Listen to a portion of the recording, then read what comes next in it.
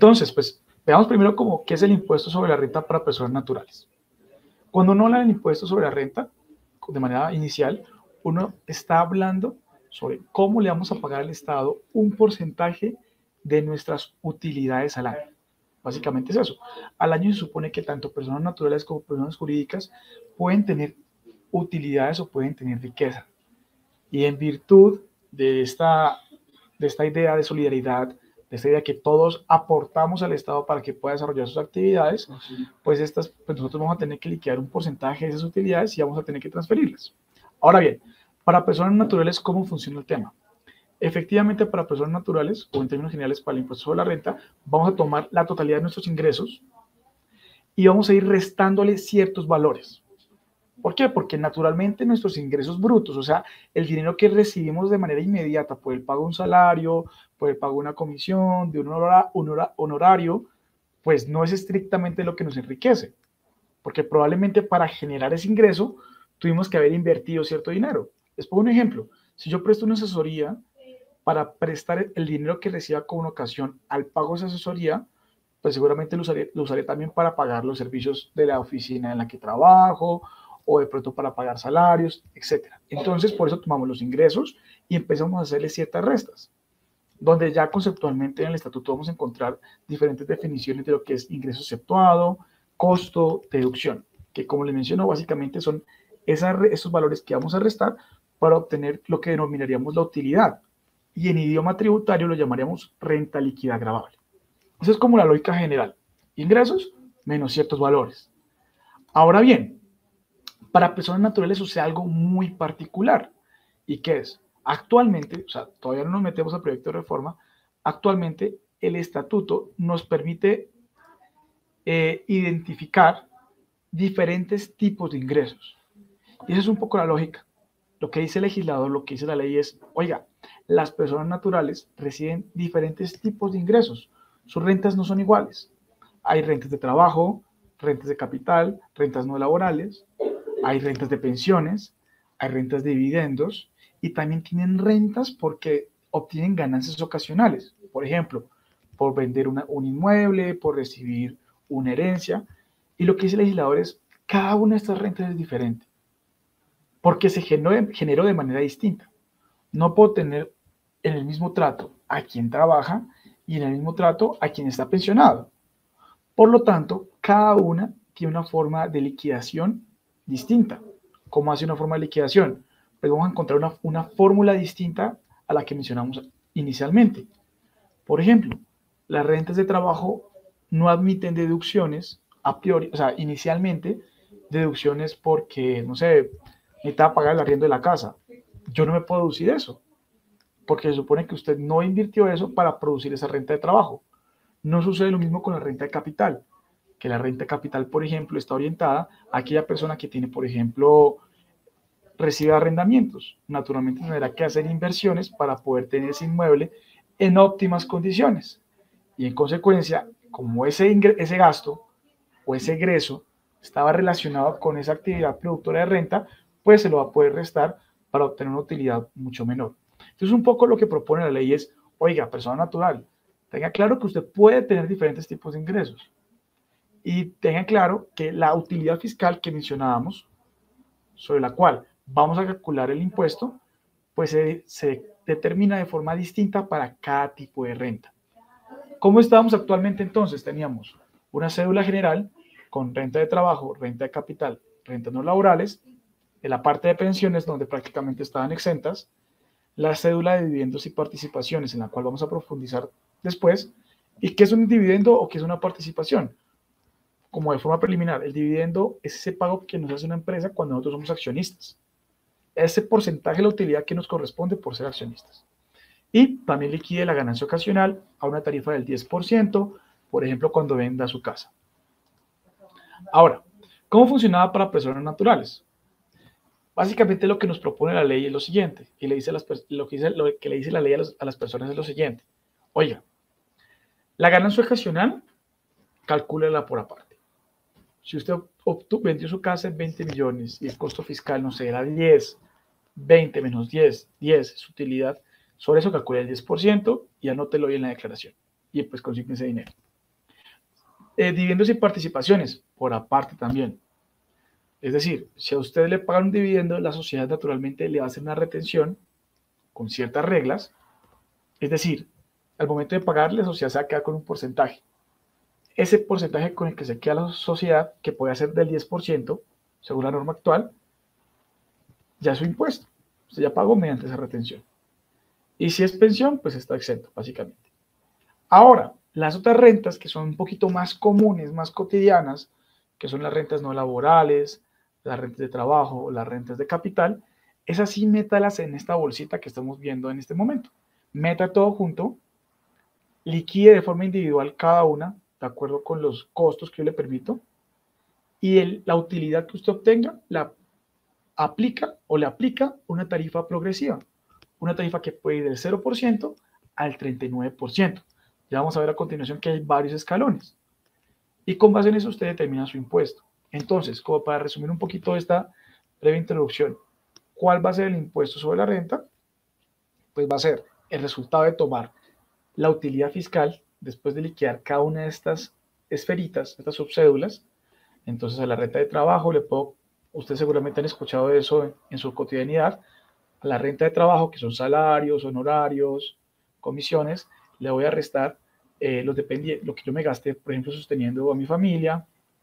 Si tengo rentas de capital, porque puede que no tenga, si solo soy una persona trabajadora, pues no voy a tener, pero si llega a tener, no sé, unas regalías porque yo vendo libros, pues por favor también liquide ingresos, menos costos, menos deducciones, y después, si no tengo renta laboral, por ejemplo, no tengo un negocio o algo así, a esa utilidad aplique la tarifa progresiva. Tiene el impuesto de esa bolsita.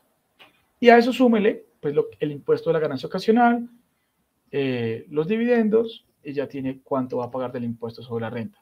Esa era un poco la lógica, cómo funcionaba en este momento. Y aquí naturalmente pues ustedes pueden ver que tenemos nuestras tarifas progresivas, que las encontramos en el estatuto. Entonces, si una persona, bueno, un punto muy importante, ustedes ven que arriba dice VT, ¿cierto? Ese término VT lo vamos a encontrar siempre en el estatuto tributario. Y usted se va a preguntar, ¿qué es una VT? Como para que lo tengamos presente para el futuro. La VT significa unidad de valor tributario. Y coloquialmente yo tiendo a explicarla como un dólar tributario. O sea, como si fuera una moneda del mundo de los impuestos. Es decir, el estatuto no va a poner 3.000 millones de pesos, 20 millones de pesos, 50 millones. Lo que va a hacer es tomar la cifra en pesos y ponerla, digamos que mediante una aproximación numérica. Entonces, un VT equivale a 38.004 pesos. 38.000 pesos para redondear. 38.000 pesos.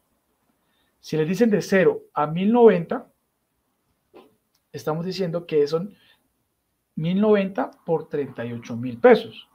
Y ese resultado nos va a decir que va a tener una tarifa del 0%. Entonces, si hiciéramos el ejercicio, 38.000, aquí estoy con la calculadora, por 1.090, un segundo, 38.000 por 1.090.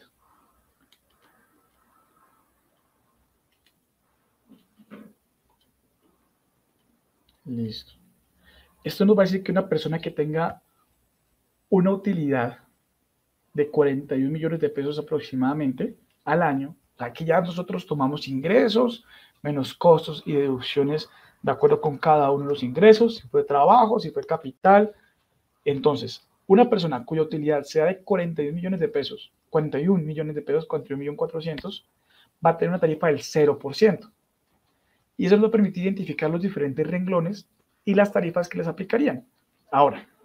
Brandon, perdón, hay que hacer creo que también una aclaración importante, y es que en esta explicación que usted hacía de VT, que es clave, porque si eso es el término preeminente en todo el estatuto, las VTs se definen anualmente. Su valor en pesos cambia, entonces digamos el valor que dio Brandon ahorita es el valor que está vigente para 2022.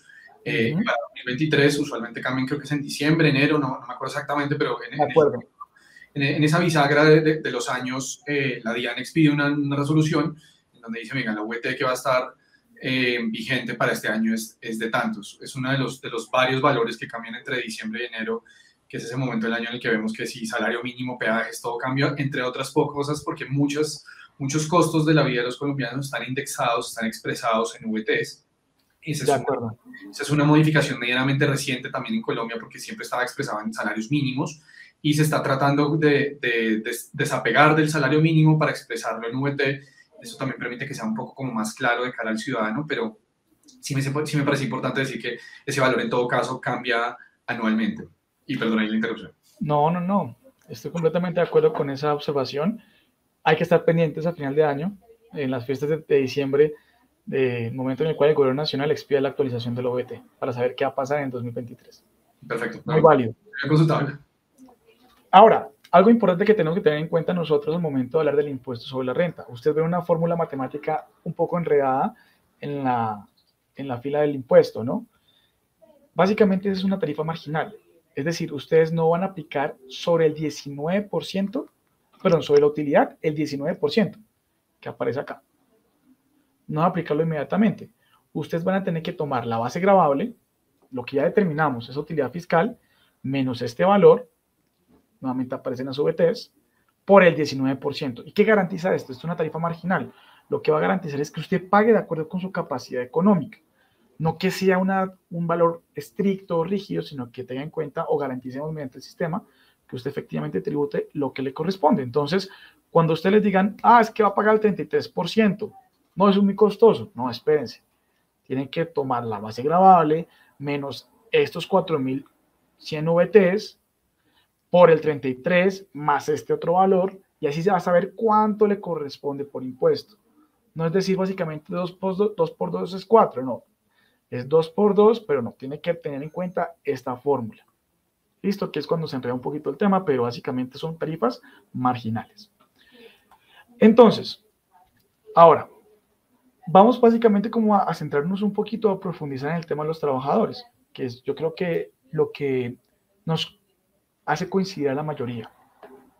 Entonces, básicamente la renta para los trabajadores, el ingreso que va a estar grabado, es ese ingreso que va a percibir por concepto de salarios, por concepto de honorarios, de comisiones, y lo vamos a encontrar definido en el estatuto tributario. Es decir, una persona que presta servicios o que tiene un contrato de prestación de servicios, aunque yo sé que esto suena contradictorio desde la perspectiva del derecho laboral, porque ustedes van a decir, oye, un contrato de prestación de servicios no es un contrato laboral. Para efectos tributarios, el ingreso sí es una renta de trabajo. Entonces, ese salario, honorarios y demás, vamos a tenerlo en cuenta acá. Ahora, ¿qué podemos restarle a eso para obtener nuestra utilidad fiscal? Los ingresos no constitutivos de renta, que suena un poco pomposo, pero básicamente son esos ingresos que usted no lo enriquecen. Por ejemplo, pues los aportes que se hacen en seguridad social y pago para fiscales. A usted eso no lo enriquece, usted se lo puede restar. Y también puede restarse ciertas deducciones especiales. ¿Por qué digo deducciones especiales? Porque no podemos entenderlas como, les mencionaba, el gasto que haríamos ordinariamente si tuviéramos un negocio. Yo tengo una panadería, entonces para hacer pan tengo que comprar 500 en huevos, es un ejemplo, ¿no? 2.000 en leche, no sé cuánto en harina, de manera que si yo vendo un pan en 100, pues no, mi utilidad no es 100, sino es 100 menos mis insumos. Eso no lo vamos a tener aquí en cuenta en las rentas de trabajo, porque un poco el legislador dice, oiga, pues el trabajador no tiene que invertir ese dinero para generar su renta. Él tiene que invertir su fuerza de trabajo, pero sí le va a permitir restarse algunos valores. ¿Qué valores me va a permitir restarme? Oiga, los pagos a medicina prepagada, se los puede restar. Los pagos por los intereses para la adquisición de vivienda, se los puede restar. Los aportes voluntarios a pensión, se los puede restar. Los pagos que yo hice para sostener a mi familia, a mis hijos, mis dependientes, se los puede restar. Y lo que dice la norma actual es, oiga, adicionalmente, a usted como trabajador, yo le voy a dar una renta exenta. ¿Qué es una renta exenta? Es decir, hay un porcentaje de sus ingresos a los cuales voy a cobrar el impuesto al 0%, que es el 25%, siempre y cuando no supere 240 VTs mensuales. Estábamos hablando más o menos como unos aproximadamente, no sé, como unos 190 millones de pesos aproximadamente, 90 millones de pesos, que no se puede restar, que no se puede exceder. Así era básicamente, era un valor bastante amplio. Y aquí viene el asunto, que incrementaba generalmente, por supuesto, pues teniendo en consideración los ingresos de las personas, como sucede con las limitaciones. Entonces hagamos un ejemplo, como para ver cómo funciona este tema. Supongamos que esta persona tiene un salario, no, un ingreso, no metámonos en el tema de salario, ingreso de 14.380.000 pesos. Y supongamos que va a ser un aporte en salud de los valores que encontramos y pensión para un total de 4.098.000 pesos. Ese es como nuestro supuesto, es un trabajador común y corriente, digamos, pues con una capacidad económica considerable, ¿no? Pero vamos al ejemplo. Va a tener anualmente un salario de 115 millones de pesos. Como les dije, en total, en todo el año, va a tener un ingreso no constitutivo de renta de 32 millones de pesos, redondeando. Y aquí pasa algo muy interesante. Como yo les mencionaba, nosotros tenemos una suerte de deducciones especiales. Esta persona pues no tiene hijos, no sabemos si paga interés de viviendas, no sabemos si hace aportes voluntarios de pensión, pagó 2.400.000 en el año por medicina prepagada y pues tiene una renta exenta laboral de 25 millones de pesos. Ya digamos que esos pormenores de pronto de cómo se calcula esa renta exenta, yo creo que pues no los abordemos como para no enredarnos. Pero tiene esta renta exenta de 20 millones de pesos. Lo que le dice la norma es, oiga, estas restas, acuérdense, estos valores que se puede restar, no pueden superar el 40% del ingreso neto.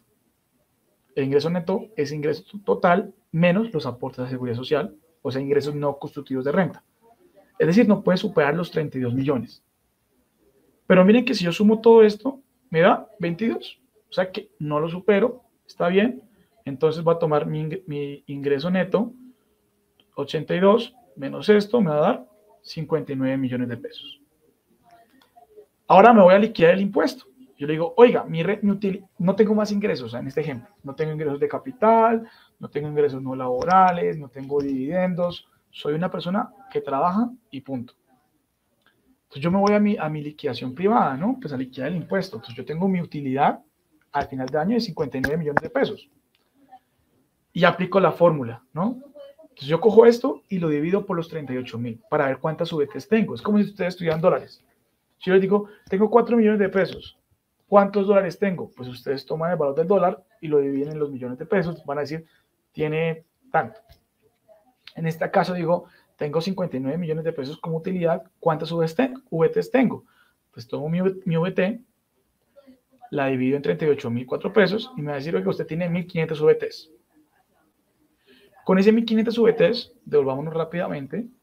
Yo tengo, oiga, ¿y en cuál casilla estoy? Ay, miren, estoy en la casilla del 19%. O sea que mi tarifa va a ser del 19%, pero tengo que aplicar esta fórmula matemática. De manera que tomo esa casilla, tomo eso, hago la fórmula matemática y me dice, su impuesto va a ser de 3.394.000 pesos. Y supongamos que tenemos un anticipo, pues de 4 millones de pesos, porque no paga por anticipado impuestos. No sé si lo sabían. Entonces, básicamente, esa es la fórmula, la manera un poco rápida de cómo funciona el impuesto sobre la renta para las personas naturales.